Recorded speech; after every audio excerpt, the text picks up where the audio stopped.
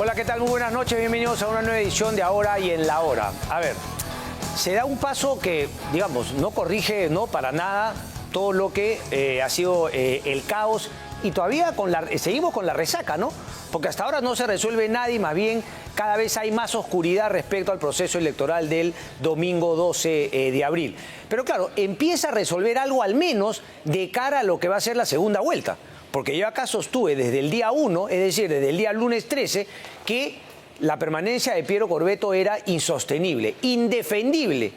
Por más que, repito, siempre hay algunas voces que, no sé, me imagino por esto del equipismo, ¿no? De decir, ay, Piero era de los nuestros, decían, hay un ataque masivo contra Piero Corvetto. Al final, Piero Corvetto ha tomado una decisión que la debió tomar muchísimo antes, que es haber justamente enviado su carta de renuncia y ahí que a través de una salida institucional legal, porque no me digan pues que todo esté escrito en piedra, es decir, cuando la norma legal finalmente se queda chica frente a la supremacía de la realidad. Ustedes se acuerdan cómo algunas voces van tergiversando todo de acuerdo a su interés, ¿no? Porque claro, uno decía, no, también es la supremacía de la realidad, cuando Vizcarra se mandó cerrar el Congreso porque le provocó y obviamente porque tenía un gran respaldo de la ciudadanía. No, pero si el TC falla de esta manera u otra, ya será la supremacía de la realidad. La supremacía de la realidad era que Piero Corvetto no podía sostenerse en el cargo de jefe de la OMPE, a pesar de que había una normativa que por un vacío se supone que todo el mundo argumentaba que Piero Corvetto no se podía ir y se tenía que quedar, no solamente en esta segunda vuelta, sino hasta las elecciones de noviembre de este año, las regionales y municipales. Bueno, Piero Corvetto manda una carta, ¿ok?, anunciando su renuncia. Tarde, pero más vale tarde que nunca. No resuelve absolutamente nada, porque lo han dicho los especialistas que la investigación a Piero Corvetto y a los de abajo también, Samamé y PAN particularmente, continúa. Continúa y continuará, como toda investigación administrativa y también desde el ámbito penal, con, digamos, la cautela, las medidas cautelares, ¿no? Las medidas legales que aseguren la presencia de las personas investigadas. ¿Ok? Piero Corvetto, Samamé, PAN, esos tres nombres sobre todo, ¿no? Asegurando que van a estar aquí para responder y para finalmente dar la cara frente a la justicia. Repito, en el campo administrativo y también en el campo penal. El jurado, la Junta Nacional de Justicia, ahí tenemos la carta, ¿no? A ver, voy a leer alguna cosita acá, comunicar finalmente a cargo de la oficina y algunas cositas acá, ¿no? Que comento.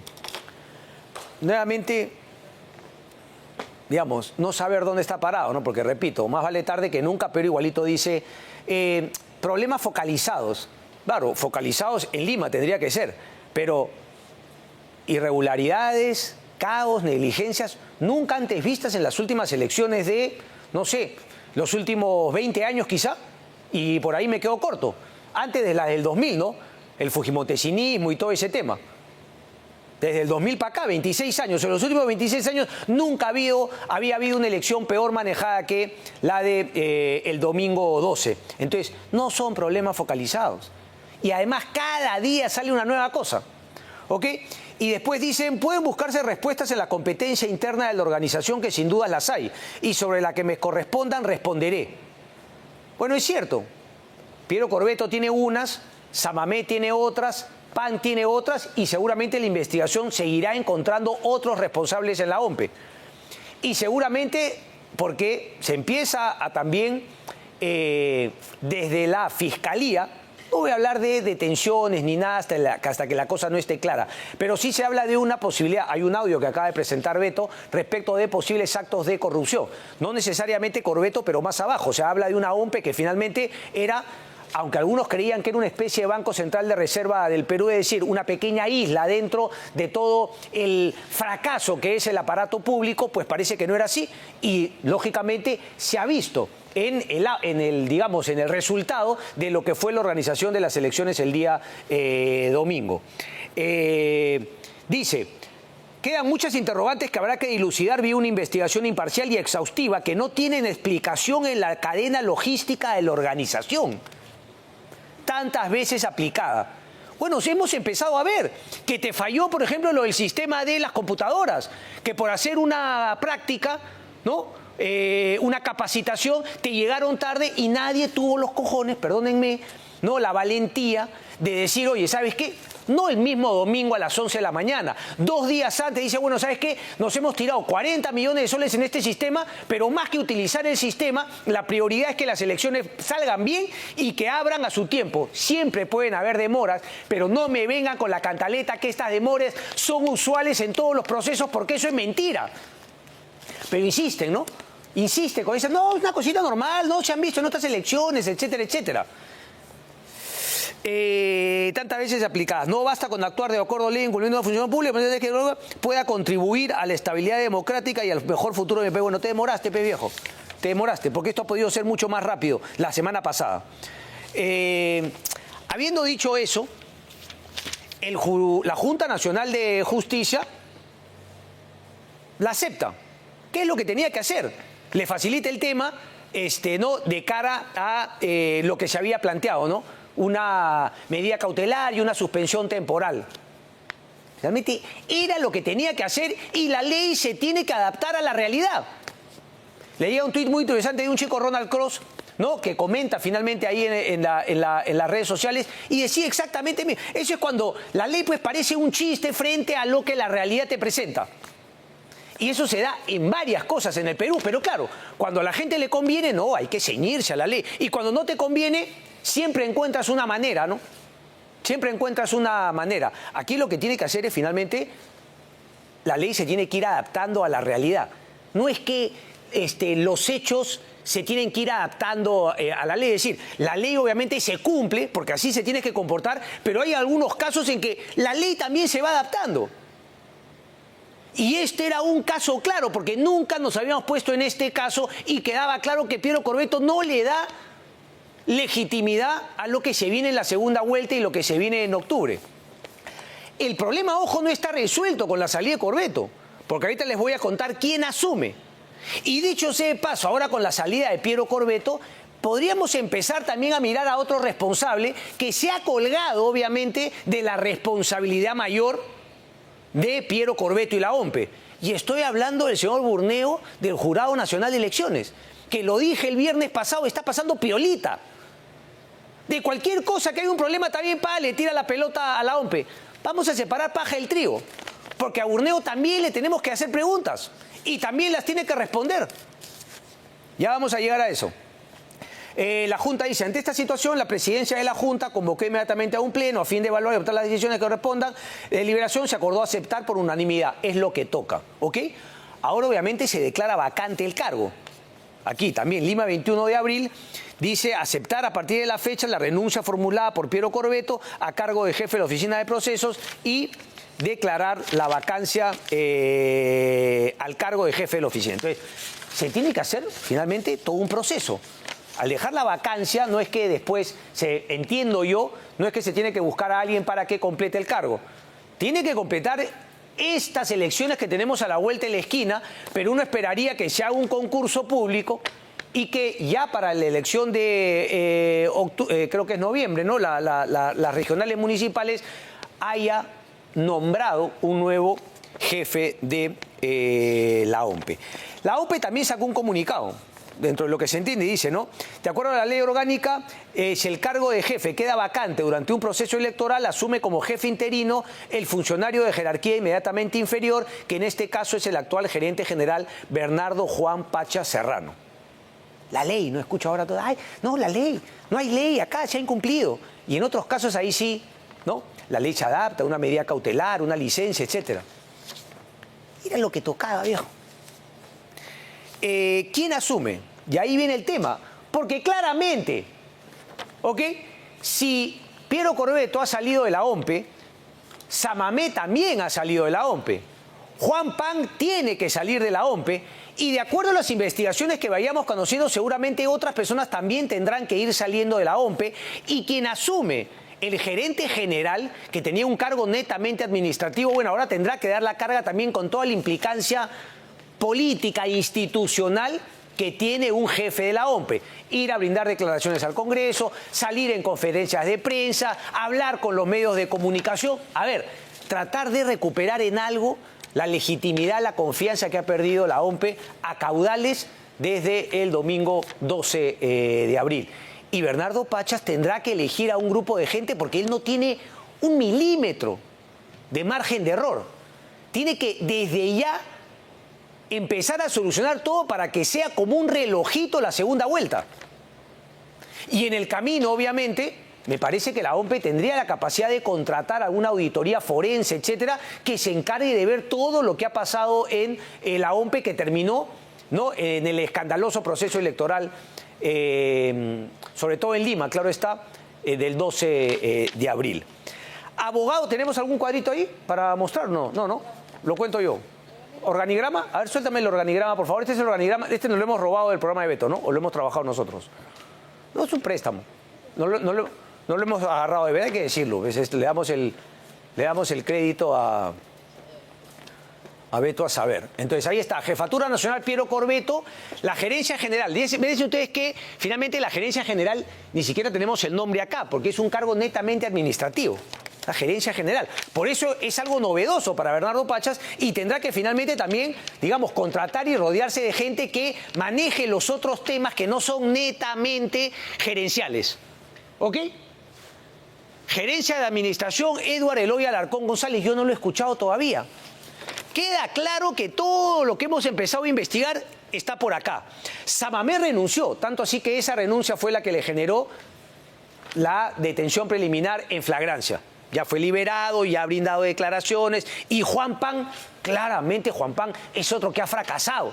Sumado a las investigaciones penales con lo que se está justamente trabajando en la Fiscalía. Porque, repito, nadie puede ser detenido por ser un negligente. No hay delito para esa macana. No, salvo finalmente los delitos culposos o qué sé yo. Por hacer mal tu trabajo. Pero obviamente por hacer mal tu trabajo tenías que salir del cargo, sobre todo si tienes a la vuelta de la esquina la segunda vuelta. Pero nadie va detenido por eso. Pero repito, tienes que dejar el cargo. Eso pasa en cualquier empresa mínimamente, ¿no?, que se hace respetar. Ahora, las investigaciones penales tendrán que dilucidar si es que también ha habido corrupción, por qué se contrató a la empresa Gálaga, qué falló con esta, qué falló con la otra, etcétera, etcétera. Entonces, Bernardo Pachas tiene que tomar esas decisiones de rearmar su equipo. Eso es fundamental. Por eso te digo, se sale Corbeto, PAN también tiene que salir y la investigación penal tiene que continuar.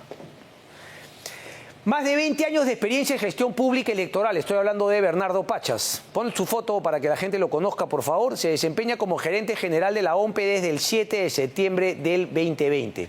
Es abogado, Derecho Constitucional y Administración. Por ahí también, no, mis amigos, no, que ha sido abogado de Pedro Castillo. No, viejo. Pedro Castillo no existía antes del 2020.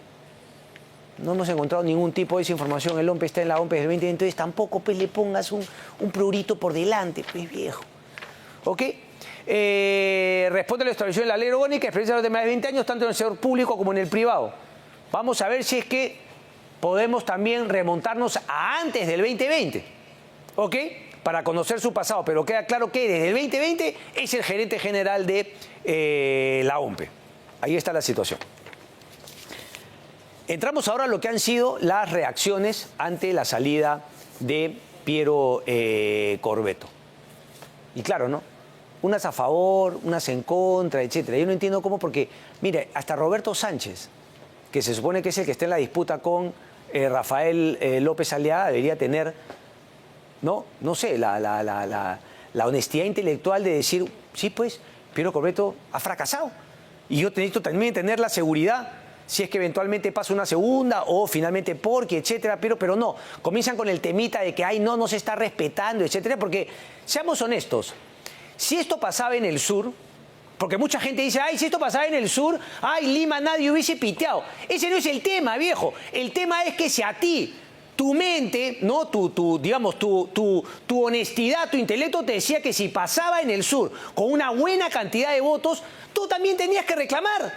Entonces, ¿cómo va a ser un argumento de decir, ay, como pasó en Lima, el centralismo, etcétera? No, si hubiese pasado en otra parte del país con la magnitud de lo que pasó aquí, también tendrías que haber protestado.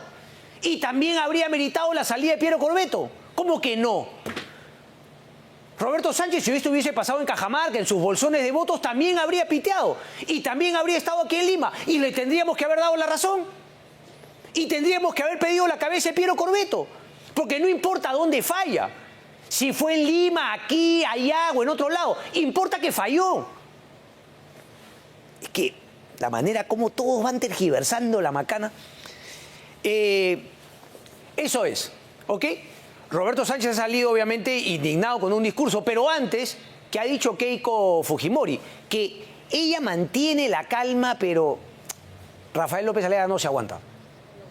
Y le sigue tirando algunas chiquitas. Mi amigo Wilber Medina ha salido también a una radio a decir, oye, ¿no? Un poquito se le fue la mano con lo que dijo de Keiko, que era la culpable del fraude, etcétera. Lo dijo a título personal, pero entenderíamos que también eso piensa Rafael, no lo sé. ¿Qué dijo Keiko Fujimori al respecto de la salida de Piero Corvetto? Pero de frente, todos, viejo, todos. Si pasaba esto con lo del SAT y todo, que la gente lo hizo en cualquier lado. Piero Corvetto desgraciadamente fracasó, no fue un tema focalizado. Ya me imagino yo si hubiese pasado en otra parte y con legítima razón. Pero bueno, seguramente sí, pues en algunos casos sí habría funcionado el doble rasero, porque el doble rasero funciona en los dos sentidos. ¿Qué ha dicho Keiko Fujimori? Pero primero vamos a leer el comunicado al cual hizo alusión Keiko Fujimori. ¿Te parece? ¿Te parece? ¿Te parece, Mariori? ¿Es correcto? Como diría el señor notario, es conforme. ¿Qué dijo Juntos por el Perú? Que dicho sea paso, lo he escuchado en una entrevista en RPP. El voto popular, el voto del pueblo, el voto de la Amazonía. Ya un populismo del amigo Roberto Sánchez. Ya empieza con el discurso, queriendo generar además, ¿no? la polarización, ¿no? El Perú profundo contra el otro. Y bueno, sí, pues uno podría decir que también desde acá se utiliza esa manera, ¿no? Cuando la Keiko Fujimori viene calladita, ¿no? Avanzando justamente en ese tema. Ante la ilegal decisión de la Junta Nacional de Justicia, claro, ¿no? Hay que ver si hubiese sido al revés. Ahora sí hablan de legalidad y de constitucionalidad. Pero se hacen el loco, ¿no? Respecto del golpe de Estado. Esas cositas, pues, ¿no? Que veremos, Sancho. Respecto a la renuncia del jefe de la Unión, que esta determinación configura una perversa acción mediática, además de una campaña sistemática que busca instalar una narrativa fraudista, impulsada por Fuerza Popular y Renovación Popular, que tiene como objetivo controlar el sistema electoral para promover el boicot del resultado del proceso electoral. Fuerza Popular no tiene ese deseo, pues, Roberto, así como tú no tienes ningún deseo de que se mueva nada, porque esta elección te ha caído del cielo y estás más feliz saltando de un solo pie.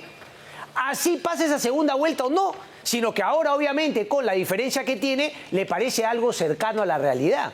Pero ya haberse metido en la Cámara de Diputados y en la Cámara de Senadores, convengamos que ya es un golazo, sobre todo de lo que creíamos que estaba perdido.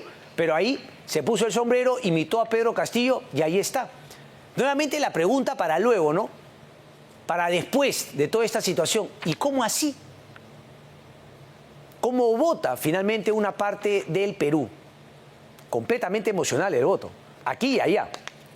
Estas acciones son una grave amenaza al proceso electoral, correcto, respecto a la voluntad ciudadana, en un momento en el cual, viejo, los votos se van a seguir contando. Tampoco quieras ponerte en este plan, pero bueno, imagino pues que es la respuesta lógica a cómo reaccionan otros. Frente a ello anunciamos la conformación de un frente político en defensa de la democracia y la igualdad del voto, la convocatoria a la movilización nacional pacífica y vigilante en defensa de la voluntad popular. Esto ya es político, obviamente. ¿Ok? Esto ya es político porque, claro, intenta meter a Keiko en el saco de Renovación Popular, de cara, obviamente, a lo que pueda pasar en una eventual segunda vuelta. ¿Qué dijo Keiko Fujimori respecto de esto de Roberto Sánchez? A ver. Bien, Roberto Sánchez empieza obviamente ya a juguetear con la política, utilizando obviamente lo que, repito, no tendría que tener un matiz político de este o del otro, sino simplemente ver la realidad de lo que ocurrió en Lima, sobre todo el 12 de octubre. No fue que las mesas no llegaron, no fue lo que ocurre normalmente en toda elección, no fue eso. Y eso lo demuestra todo lo que vamos finalmente descubriendo. La SATE... No, perdón, ¿cómo se llama? El sistema este computarizado que llegó tarde, los camiones que se contratan al final y que no llegaron, la falta de tomar una decisión y decir, oye, vamos a manual nada más desde el día sábado, o la falta de coraje de anunciar el día sábado que ya había un problema y que por lo tanto las mesas tenían, o sea, el silencio, que obviamente podría hablar o no de un hecho voluntario. Pero eso es lo que, repito, se tiene que seguir investigando. Pero bueno, esa postura de Juntos por el Perú. ¿Qué más dijo Keiko Fujimori? Vamos a escucharlo. Bien, ahí estaba. ¿Y Rafael López Aliaga no ha hablado?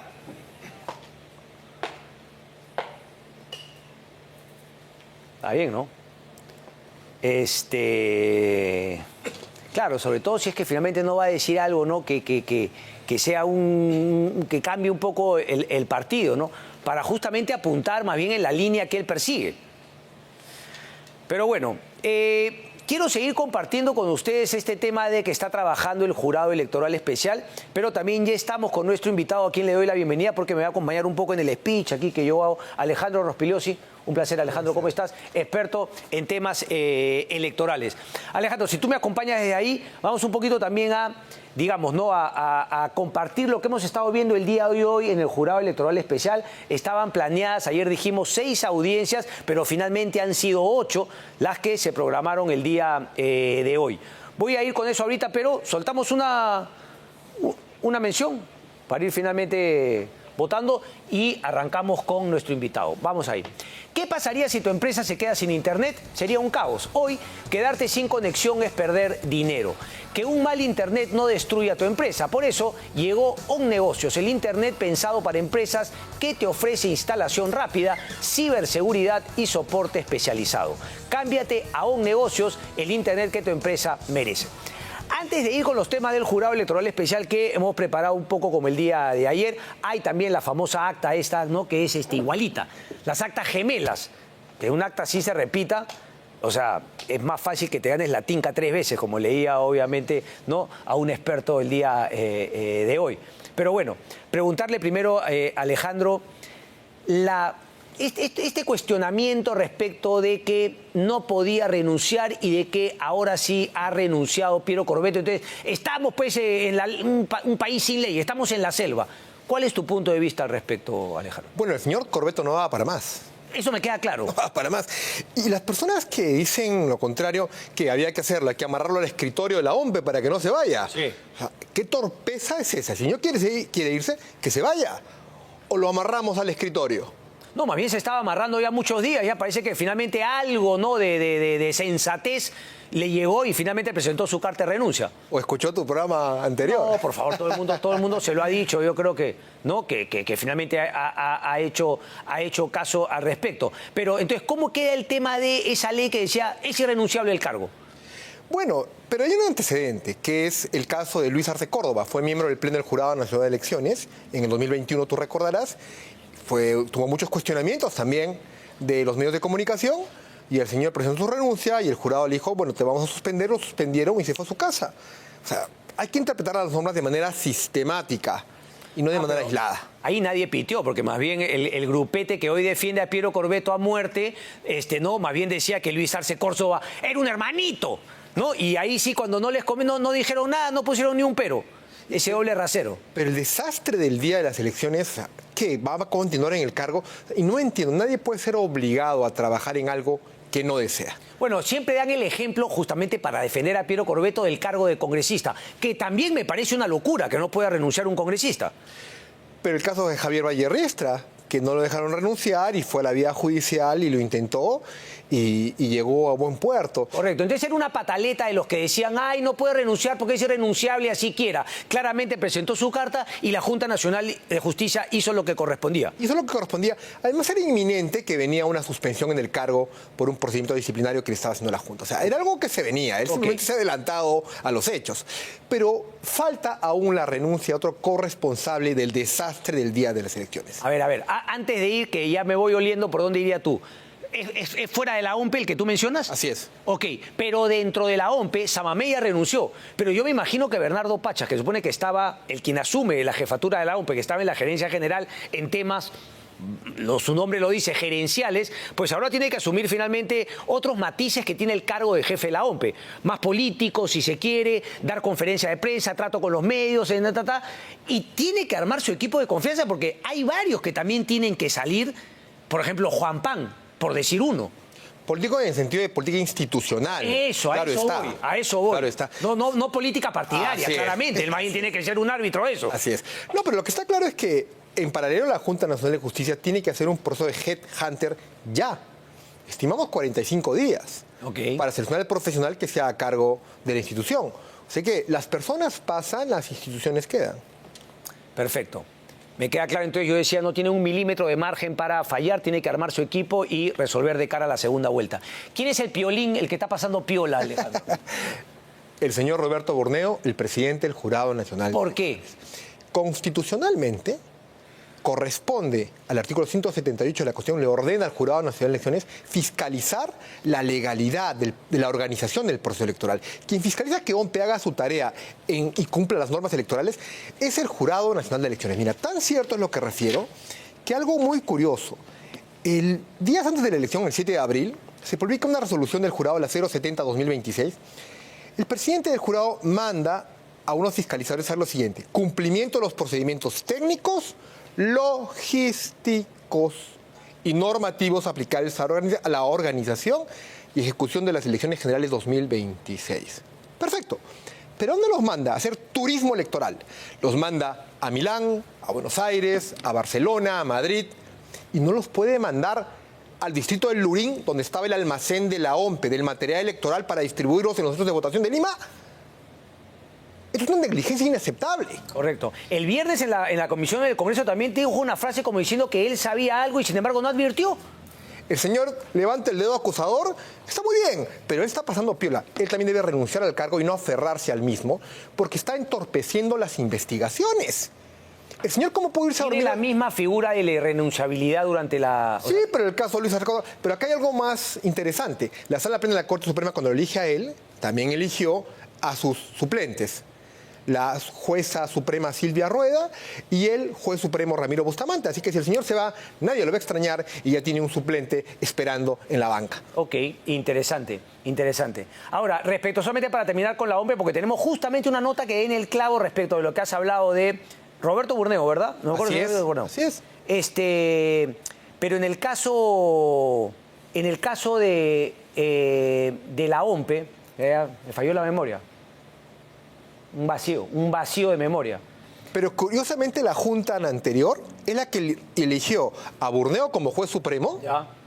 Y ya le amplió un periodo. Entonces, a finalmente Corbeto. eso no, pero en el caso de Burneo tiene que ser Pachas. No me pueden venir con que el que quedó segundo en el cargo anterior. No. Y a eso queda Pachas hasta que hacen un nuevo concurso. Correcto. ¿Y cuánto puede tardar ese concurso? Hasta 45 días Ya, aproximadamente. pero claramente ese señor Pachas quien va a estar a cargo de la OMPE en la segunda vuelta. Como ya lo vino haciendo cuando el Corbeto se iba al extranjero o se enfermaba. ¿Sí? Pero No es nada nuevo tampoco. Pero más que me regresó la memoria. Vamos con la nota que ha presentado nuestro compañero, que ha preparado nuestro compañero Michael Sánchez, y justamente volvemos con ese tema del Jurado Nacional de Elecciones. Y sí, una responsabilidad, porque ahora todo comunicado del Jurado Nacional de Elecciones le pasa la pelota a la OMPE. O sea, el Jurado Nacional no falla nada y todo es culpa de la OMPE. No seas paloma, pues. Queda claro que la OMPE es un fracaso y ya se fue Piero Corbeto. ¿Y ahora qué hacemos con el Jurado Nacional de Elecciones? A ver la nota.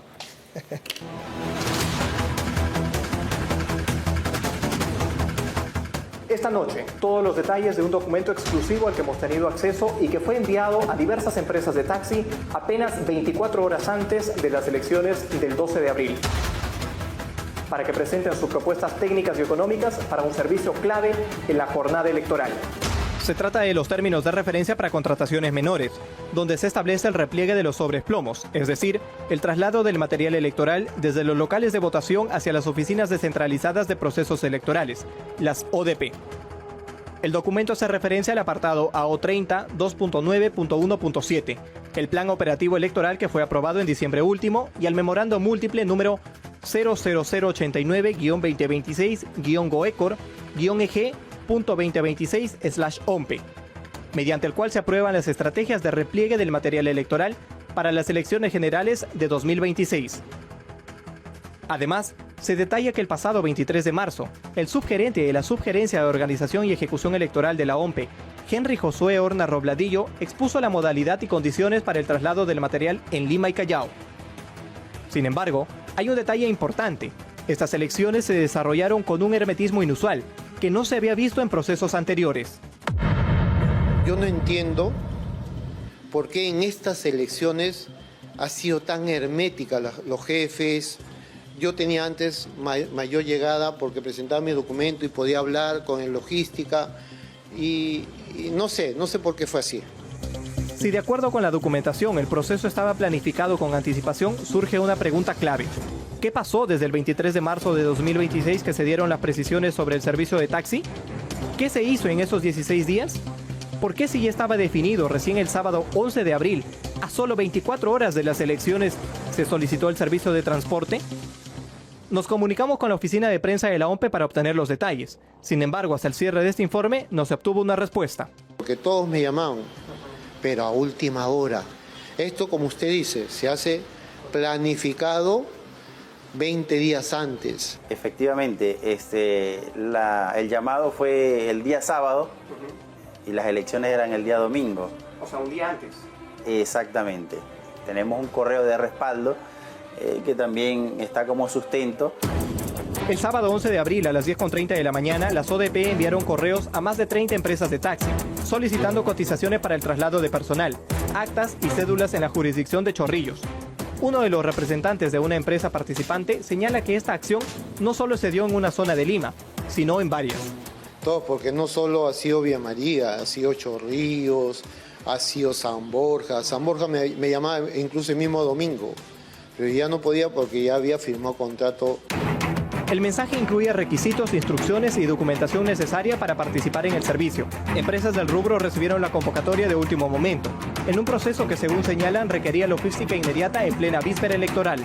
Efectivamente, nosotros recibimos vía correo una solicitud de la ODP solicitando la participación o la licitación del servicio de taxi, de movilidad, para poder movilizar al personal de la OMPE y también a sus funcionarios, ¿no? También con algunas cajas. Dentro de la solicitud hay vehículos que son sedán y también hay camionetas 3 filas. Y en algunos casos vanes también. En el TDR está todo detallado. Pero eso no es todo. En el documento también se detallan el tipo de vehículos solicitados, la cantidad de mesas a cubrir, el horario y el número de unidades requeridas para el traslado del material. En total se solicitaban 122 unidades vehiculares destinadas a operar en al menos 86 locales de votación en Chorrillos. Nosotros como Taxi Metrópolis decidimos no participar por la razón de que el tiempo fue muy corto, muy breve. Para mover 150, 180 vehículos por esa cantidad de horas no sale a cuenta, ¿no? Entonces no es rentable y nosotros decidimos no participar. Al evaluar la propuesta, algunas empresas desistieron, ya que el tiempo requerido era limitado y no resultaba rentable movilizar una flota de esa magnitud. El procedimiento sigue dejando más dudas que respuestas, y más aún, tras los cuestionamientos al jefe de la OMPE, Piero Corbeto, que solo atinó a renunciar. Queda sin esclarecer qué ocurrió para que apenas 24 horas antes se buscara transporte para trasladar material electoral que requería un manejo planificado y especializado. No, justamente esta se complementa con la de ayer, que hablaba un poquito más de toda esa informalidad, y esta no pone, digamos, ¿no?, el ojo en todo a última hora. ¿no? La improvisación, la informalidad, pero finalmente a última hora, el 11 de abril, solicitud de cotizaciones. Y eso que Jorge Obregón, uno de los no trabajadores de taxi que aparece, ha participado no de uno, sino de varios procesos electorales. Y a él también me le llama la atención la falta de anticipación, es decir, todo a última hora, como nunca se había dado en las elecciones en las cuales él ha participado. Estás buscando una SUV de 3 filas con altos estándares de seguridad y espacio real para 7 adultos cómodamente sentados. Además, solo con el financiamiento exclusivo del Banco de Crédito del Perú, BCP, llévatela con cuotas desde $360 o 1.129 soles mensuales. Ingresa hoy a www.autos.honda.com.pe y descubre todo lo que la nueva Honda BRB7 tiene para ti. ¿Corte? Vamos a un corte y regresamos. Vamos a también volver con las audiencias y también algunas preguntas respecto de... No, el jurado electoral especial, el jurado nacional saca un comunicado diciendo que me faltan todavía 30.000 actas que no me manda la ODP. Vamos a aclarar ese tema porque también ya yo estoy mamado de los lloriqueos. Y a mí me suena que Urneo tiene más responsabilidad y tiene que finalmente también ponerse las pilas si es que, como no dice nuestro invitado Alejandro Rospigliosi, también tendría que dar un paso al costado. Rápido corte y regresamos. NutriPoint, líderes en suplementación. Las marcas más vendidas a nivel mundial que te ayudarán a alcanzar tus objetivos. Creatinas, proteínas y vitaminas y con más de 30 tiendas a nivel nacional.